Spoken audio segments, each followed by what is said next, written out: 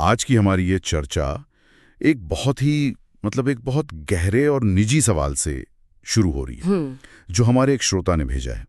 सवाल है, क्या कभी किसी को बिना देखे बिना मिले सिर्फ एक एहसास की वजह से चाहने लगे हो, और जब वही एहसास धीरे धीरे आपकी पूरी जिंदगी का मतलब बन जाए तो क्या होता है? हाँ। ये सवाल सिर्फ एक सवाल नहीं है, ये एक पूरी दुनिया है अपने आप में। और श्रोता ने इस एहसास को एक नाम भी दिया है, अंशु। अंशु, एक किरण, एक उम्मीद। आज हम इसी अंशु के एहसास को समझने की कोशिश करेंगे, और हमारा गाइड होगा हिंदी साहित्य का एक महाकाव्य, जयशंकर प्रसाद की कालजयी रचना आंसू। वाह!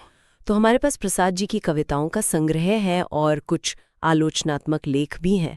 हमारी कोशिश ये जानने की है कि क्या लगभग 100 साल पहले लिखी गई एक कविता आज के इस उलझे हुए एहसास को सुलझा सकती है। मुझे लगता है ये बहुत दिलचस्प सफर होने वाला है, क्योंकि प्रसाद की आंसू कोई कहानी नहीं सुनाती, वो एक एहसास को रचती है। अच्छा, इसे विरह काव्य या स्मृति काव्य भी कहा जाता है।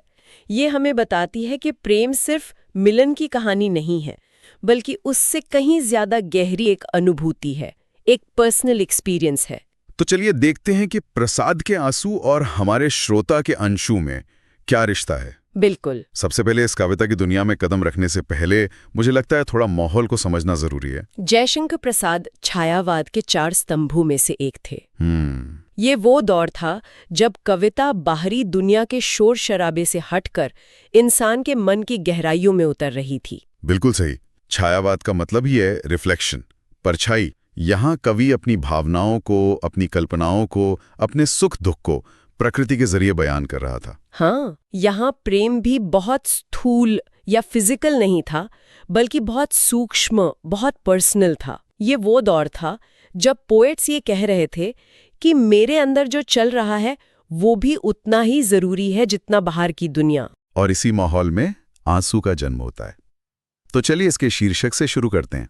आंसू एक शब्द, लेकिन इसमें दर्द, याद, पवित्रता, मतलब सब कुछ समाया हुआ है। हाँ, और प्रसाद जी के लिए आंसू सिर्फ रोने का जरिया नहीं है, ये एक रचनात्मक प्रक्रिया है, अ क्रिएटिव प्रोसेस है। अच्छा। वो कविता की शुरुआत में ही इसकी भूमिका बांध देते हैं, मानो कविता का डीएनए बता रहे हों।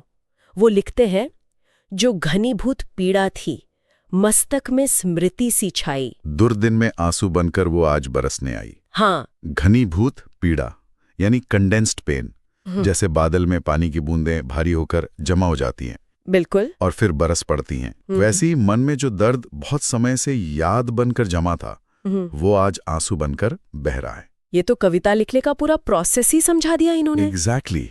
ये आंसू कमजोरी की निशानी नहीं है, ये उस एहसास की गहराई का सबूत है जो इतने समय से अंदर पल रहा था। सही बात है। ये पीड़ा जब बहुत घनी हो जाती है तो वो या तो इंसान को तोड़ देती है या फिर उसे कवि बना देती है। प्रसाद के केस में दूसरा वाला हुआ। ये दर्द ही उनकी कला का स्रोत बन गया। बिल्कुल। और ये कविता एक सीधी कहानी नहीं कहती, जैसा आपने कहा, ये गीतिकाव्य है, मतलब इसमें संगीत है, लय है। बिल्कुल। लेकिन कोई शुरुआत, मध्य और अंत वाली कहानी नहीं है। नहीं है। ये तो एक आत्मसंवाद जैसा लगता है, अ मोनोलॉग विथ वनसेल्फ। हाँ, कवि अपने टूटे हुए दिल से ही बात कर रहा है। यहाँ कोई चीख पुकार नहीं है, कोई शिकायत नहीं है, बस एक गहरी वेदना है जो एक धुन बनकर बज रही है। शुरुआती पंक्तियां सुनिए, वो पूरे काव्य का टोन सेट कर देते हैं। ये शुरुआती पंक्तियां सुनिए, वो पूरे काव्य का टोन सेट कर देती हैं। इस करुणा कलित हृदय में अब विकल रागिनी बजती, क्यों हाहाकार स्वरों में वेदना असीम गरजती। बिल्कुल। विकल रागिनी, बिल्कुल, एक बेचैन धुन। मतलब दिल में जो संगीत बज भी रहा है वो बेचैन है, हाहाकार है, पर वो भी अंदर ही गरज रहा है, बाहर नहीं निकल रहा। ये सुनकर मुझे सीधे हमारे श्रोता का सवाल याद आ रहा है। एक ऐसा प्यार जो सिर्फ एहसास पर टिका हो, वो शायद ऐसा ही होता होगा। अंदर एक बेचैन धुन बजती रहती है जिसे दुनिया नहीं सुन सकती। और यहीं हम उस सवाल पर आते हैं जो इस चर्चा की जड़ है, क्या बिना देखे बिना मिले प्यार हो सकता है? प्रसाद की कविता इसका जवाब हाँ में देती है। अच्छा। इस पूरी कविता में आपको प्रेयसी का कोई ठोस, कोई शारीरिक वर्णन नहीं मिलेगा। वो कैसी दिखती है, कहाँ रहती है, कुछ नहीं पता। जो कुछ है वो बस कवि की यादों के कुछ बिखरे हुए धुंधले से चित्र हैं। मतलब ये प्रेम असलियत से ज्यादा स्मृतियों पर आधारित है। बिल्कुल। जैसे श्रोता के लिए अंशु एक असल इंसान से ज्यादा एक एहसास है, वैसे ही कवि के लिए उसकी प्रेयसी एक जीती जागती औरत से ज्यादा एक खूबसूरत याद है। हाँ। मुझे वो पंक्तियां याद आ रही हैं जहां वो आंखों और मुस्कान का जिक्र करते हैं। वो भी एक कल्पना की तरह ही है। हाँ, ये कमाल की पंक्तियां हैं, वो लिखते हैं। हाँ, ये कमाल की पंक्तियां हैं, वो लिखते हैं।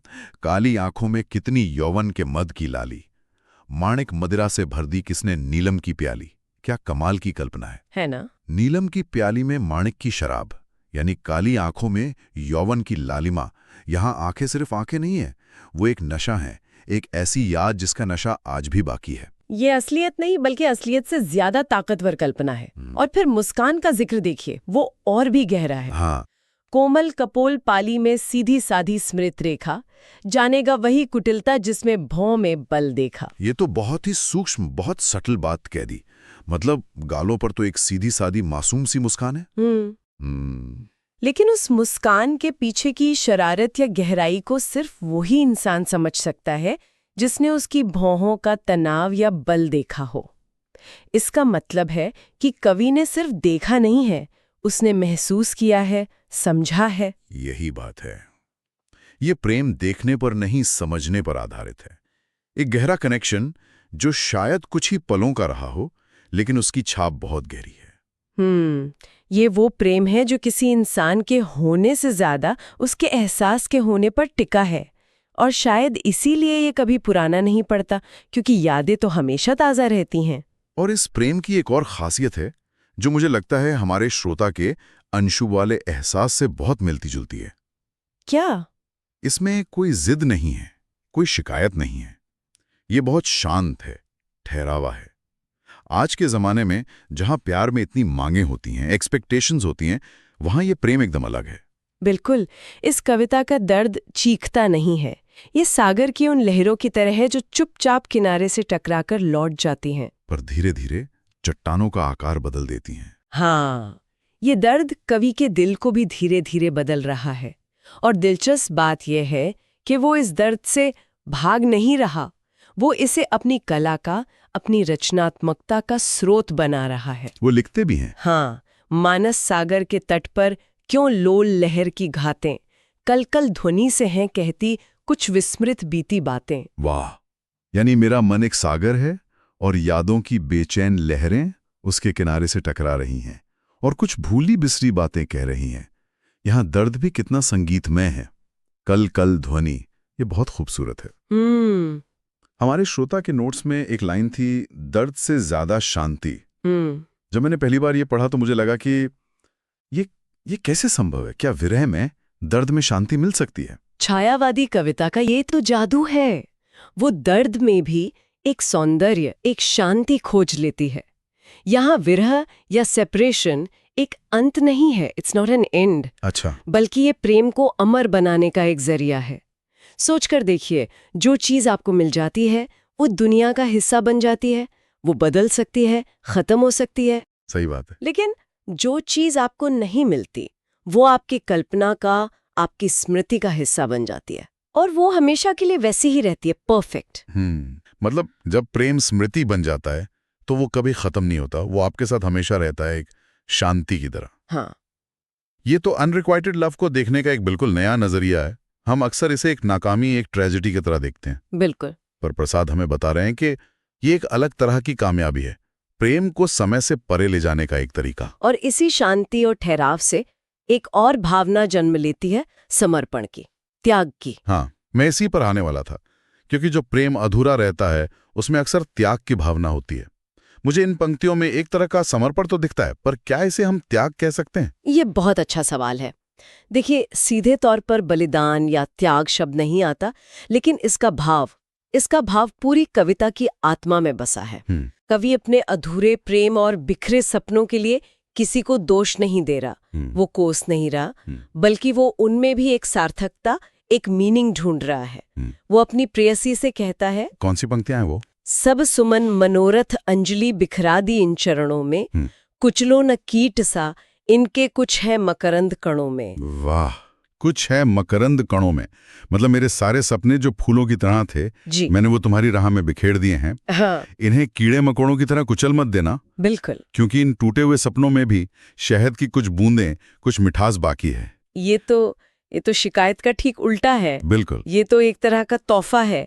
कवि कह रहा है कि मेरा प्यार ठुकरा भी दिया गया तब भी उसकी मिठास तुम्हारे पैरों से लग जाएगी। ये प्रेम का बहुत ऊंचा स्तर है। ये वो प्यार नहीं है जो कहता है तुम मेरे नहीं हुए तो किसी के नहीं होगे। सही कहा। ये वो प्यार है जो कहता है तुम जहां भी रहो, मेरी शुभकामनाएं, मेरी मिठास तुम्हारे साथ है। ये अपने अहम या ईगो को प्रेम के लिए पूरी तरह मिटा देना है। और जब कोई इंसान इस स्तर पर पहुंच जाता है तब उसका व्यक्तिगत दुख सिर्फ उसका नहीं रह जाता। मतलब ये कि कविता के अंत तक आते आते कवि का पर्सनल पेन एक यूनिवर्सल कंपैशन में बदल जाता है। उसका प्रेम सिर्फ एक व्यक्ति के लिए नहीं रह जाता, वो पूरी दुनिया के दुखी दिलों के लिए एक प्रार्थना बन जाता है। अच्छा। वो अपने दर्द को इतना बड़ा बना लेता है कि उसमें पूरी दुनिया का दर्द समा जाए, और तब वो अपने जलते हुए हृदय के लिए भी एक अजीब सी चीज मांगता है, कल्याणी शीतल ज्वाला। कल्याणी शीतल ज्वाला, अ बेनेवलेंट कूल फ्लेम। ये कितना विरोधाभासी और सुंदर है ना? एक ऐसी आग जो जलाए नहीं बल्कि ठंडक दे और कल्याण करे। ये तो एक तरह से अपने दर्द को ही पवित्र बना देना हुआ। यही प्रेम की शुद्धि है, उसका आध्यात्मिक उन्नयन, अ स्पिरिचुअल इवोल्यूशन। यहाँ प्रेम एक व्यक्तिगत एहसास से उठकर एक दार्शनिक ऊंचाई पर पहुंच जाता है, जहाँ दर्द भी पवित्र हो जाता है, आंसू भी गंगा जल बन जाते हैं। ये वो मुकाम है जहां इंसान कहता है मुझे जो दर्द मिला भगवान करे वो किसी और को ना मिले जी। से आगे बढ़कर कहता है इस दर्द ने मुझे जो सिखाया है काश वो शांति सबको मिले। बिल्कुल। तो इस कविता का कोई सुखद अंत नहीं है, कोई हैप्पी एंडिंग नहीं है, मिलन नहीं होता जी। फिर भी इसे पढ़कर या सुनकर दिल में कोई कड़वाहट नहीं आती, बल्कि एक अजीब सी शांति उतरती है। ऐसा क्यों है? ऐसा लगता है कि जो अधूरा है वही पूरा है। क्योंकि ये कविता पाठक को एक मंजिल नहीं देती, एक समझ देती है। ये बताती है कि जीवन में सब कुछ पा लेना ही प्रेम नहीं है। कभी कभी प्रेम का सबसे सुंदर, सबसे स्थायी रूप उसे एक मीठी याद बनाकर अपने अंदर जीवित रखना होता है। कहानियां खत्म हो जाती हैं, एहसास हमेशा रहता है। आंसू उसी एहसास की कविता है, अनंत बना देता है, उसे समय और दुनिया की सीमाओं से परे कर देता है। जैसे हमारे श्रोता का अंशु का एहसास है, वो शायद कभी पूरा ना हो, लेकिन वो एहसास ही अपने आप में एक पूरी दुनिया है। बिल्कुल। प्रसाद हमें सिखाते हैं कि एक अधूरी प्रेम कहानी कोई त्रासदी नहीं है, ये कुछ अनमोल और शाश्वत बनाने का कच्चा माल है। यहाँ लक्ष्य दोबारा मिलना नहीं, बल्कि उस प्रेम के जरिए खुद को रूपांतरित करना है, टू ट्रांसफॉर्म वनसेल्फ। तो आज की इस चर्चा को अगर हम समेटें तो जयशंकर प्रसाद की आंसू हमें दिखाती है कि कैसे कविता बिना किसी कहानी के एक पूरे प्रेम के एहसास को रच सकती है। हाँ, ये उन सभी भावनाओं को आवाज देती है जिसके बारे में हमारे श्रोता ने अंशु के संदर्भ में पूछा था। हाँ, एहसास से जन्मा प्रेम, बिना शिकायत वाला खामोश दर्द और विरह में छिपी हुई एक गहरी शांति। आंसू इन सब को एक धागे में पिरोती है। ये हमें सिखाती है कि सच्चा प्रेम कभी खत्म नहीं होता, वो बस अपना रूप बदल लेता है। कभी वो साथ होता है और कभी एक आंसू बनकर, एक अंशु यानी किरण बनकर हमेशा के लिए हमारी स्मृति का, हमारी आत्मा का हिस्सा बन जाता है। आज की इस बातचीत के बाद मेरे जहन में एक सवाल घूम रहा है। हम हमेशा पूरी कहानियों के पीछे भागते हैं और परफेक्ट एंडिंग चाहते हैं, लेकिन क्या ऐसा नहीं है कि हर अधूरी प्रेम कहानी अपने आप में एक पूरी कविता होती?